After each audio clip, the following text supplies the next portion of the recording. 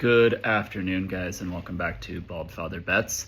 And it is time for NFL playoffs. Great time of year, wild card round.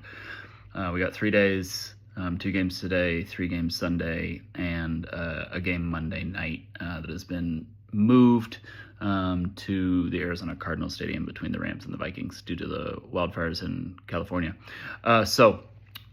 Quick recap, and then we'll go into the picks for today. But first, please make sure you are subscribed to the channel, notifications on, like, share, comment on this video. Anything you can do to help us get in that YouTube algorithm, get up the traction. That's all we ask for here at Bald Father Bets. Never ask anyone to pay for these picks. Always keep them free. Just want to grow the channel. So, recap of last night. That was a tough one. Those are 2 pretty difficult losses to take in the college football semifinal. 2 nights ago, less tough than last night, especially if you had bought it up to +7, to where, the worst thing that was going to happen was a push probably. But a great game. Really went kind of exactly the way we thought in terms of the breakdown and then what both teams were going to do. Really good defensive game plan from Texas outside of the one play to end the half where they brought a blitz. Mind-blowing. But then something that's going to take me a long time to get over, that second and goal play call from Sark. I will never understand it.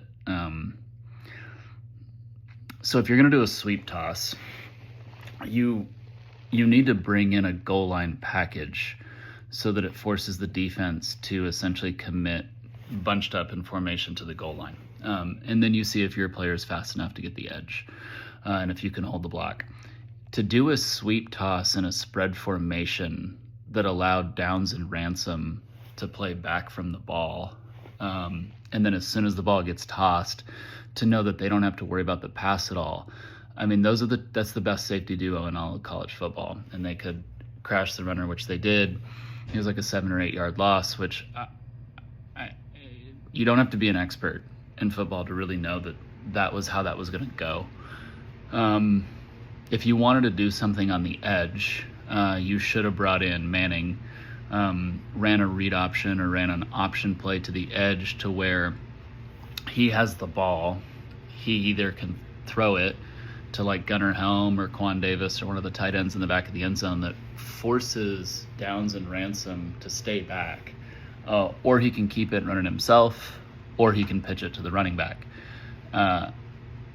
What they did there, they tipped their hand. Downs and Ransom were able to just attack, and they did. And honestly, I don't even like doing anything to the edge. I would have taken all quarterbacks out, gone wildcat, snapped it directly to the running back with an extra blocker, done it 4 times in a row, and maybe do 1 quarterback sneak with Gunnar Helm actually underneath, so tight end sneak. But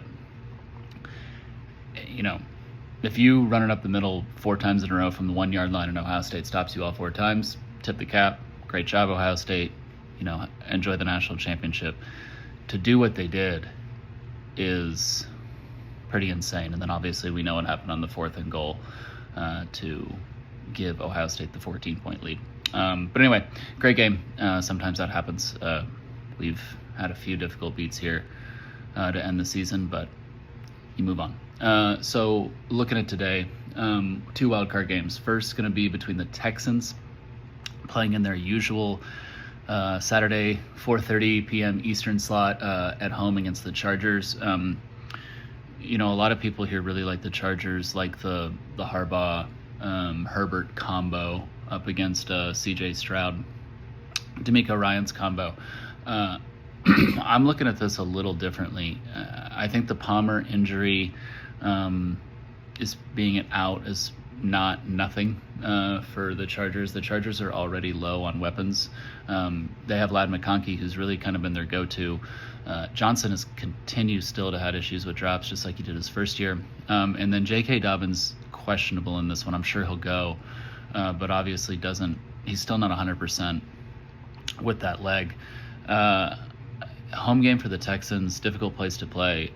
Texans have Harris and Shire healthy together on the defensive side for the first time this year. When the Texans have the ability to rush the passer, it can kind of jumpstart that team. When they don't have any pass rush, they really look different on defense. So a team that started out the year positive defensively, dealt with some attrition injuries, and really had a difficult time defending anybody 2/3 of the way through the season, and then kind of started to put it back together.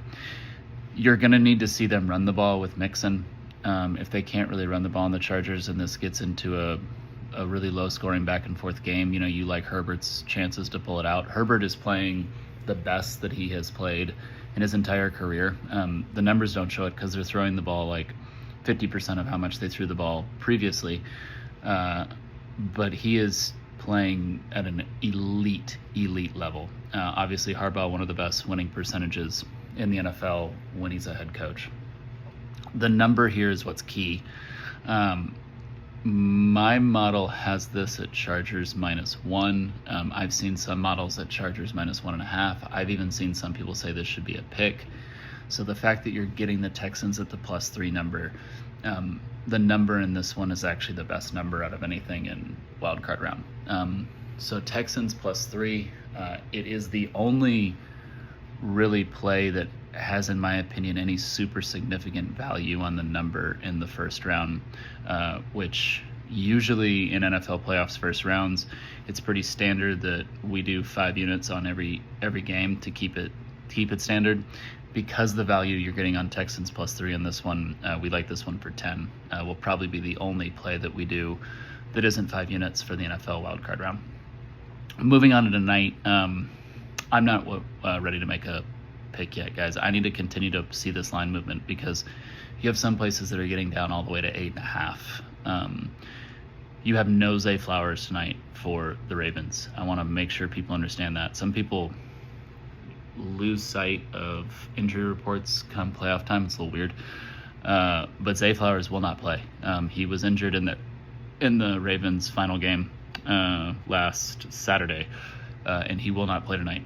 That's a big deal. He's by far their best receiver. The Ravens do not have a plethora of weapons on the outside.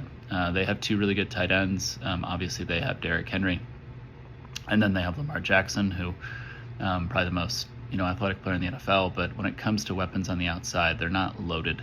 So losing Flowers is a big deal. Historically, Lamar's had issues with the Steelers. Not the last game. He really kind of broke through against them in that last game. So I'm really not ready to make this one. In general, I think it's probably too many points, but it may not matter with how the Steelers have been playing to end the year. They've really hit a difficult stretch. Russell Wilson kind of reverting back to let's ride Russ rather than what he started at this year for the Steelers, where he was really cooking with gas.